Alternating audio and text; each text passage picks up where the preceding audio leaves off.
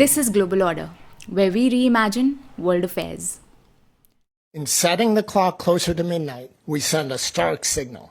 Because the world is already perilously close to the precipice, any move towards midnight should be taken as an indication of extreme danger and an unmistakable warning.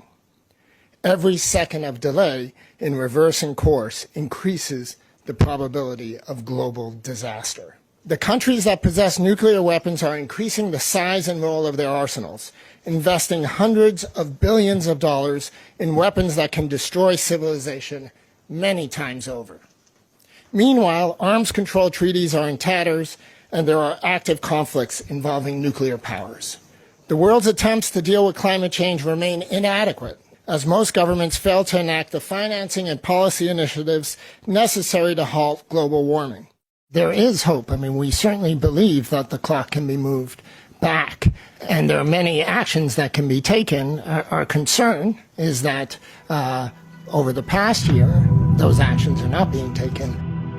89 seconds to midnight. This is the closest the world has ever been.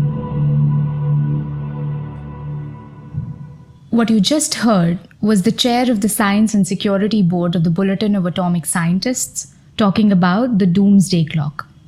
The Bulletin of Atomic Scientists recently set the Doomsday Clock to 89 seconds to midnight, the closest ever it has been to the Doomsday. Today, we'll delve into what exactly this Doomsday Clock is and why it may be important for us to pay attention to it. In 1947, starting as just a magazine cover design for the first magazine of the Bulletin of Atomic Scientists, this Doomsday Clock was conceptualized and developed by artist Martel Langsdorff. This pure magazine cover design would go on to become perhaps the most important representation of the countdown to the existential crises facing this world. In simple words, in the popular culture, this Doomsday Clock represents how close humanity is to utter destruction. It started out as an indication of how close the world is to a full-scale nuclear conflict, and now it has developed to take into account a plethora of other existential issues that we face today. The scientists of the Bulletin of Atomic Scientists move the hands of the clock closer or further away from midnight based on the level and intensity of the crises.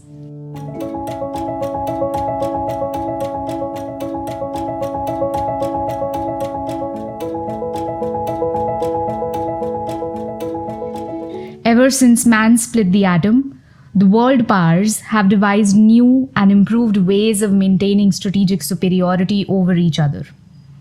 The clock to existential threats started running when the first atomic bomb was dropped over Hiroshima and Nagasaki during the Second World War, but it wasn't conceptualized into a doomsday clock until 1947. The farthest this clock has been to midnight was right after the end of the Cold War and the disintegration of the USSR. Arms control measures, especially the signing of the Strategic Arms Reduction Treaty, contributed to this development. This metaphor has ever since guided the perception of the seriousness of the existential threats posing the world. Before we move into why the Doomsday Clock has gotten so close to midnight, a little about the Bulletin of Atomic Scientists first. The Bulletin of Atomic Scientists is a non-profit organization developed by the scientists who are working on the Manhattan Project, and they realized the complete destructive power of the atomic bomb that they were helping to build. The aim of this endeavor was to inform the public about the developments in science and the impact these developments have on humanity.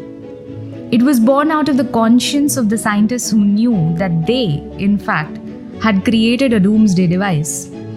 But the first few editions of their bulletin were just a collection of articles from the scientific community, and it wasn't until Martel Langsdorff created the magazine cover that drew much attention from the readers that the Doomsday Clock was created.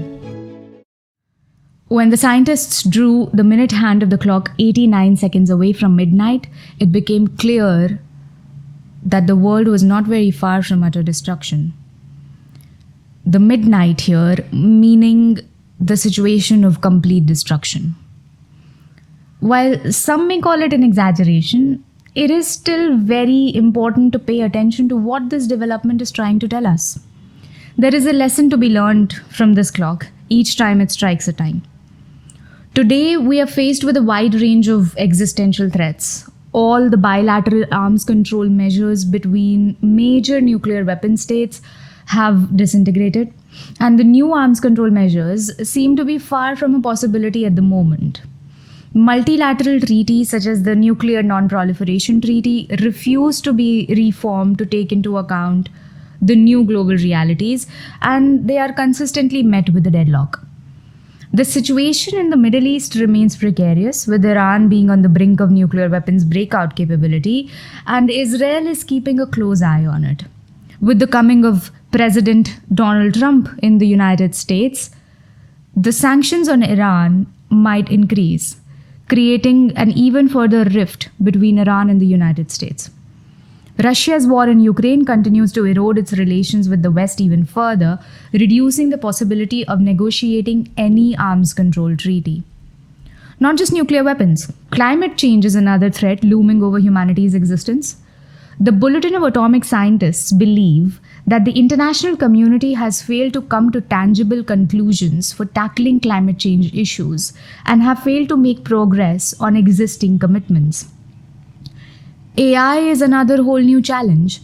Depending on where the artificial intelligence technologies are being deployed, it can either serve as a boon or a bane for us humans.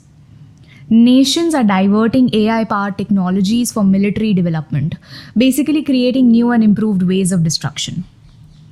All of these developments have contributed to the moving of this doomsday clock. Whether considered an exaggeration or not, this metaphor serves as an important reminder that the world is in a precarious place at this moment.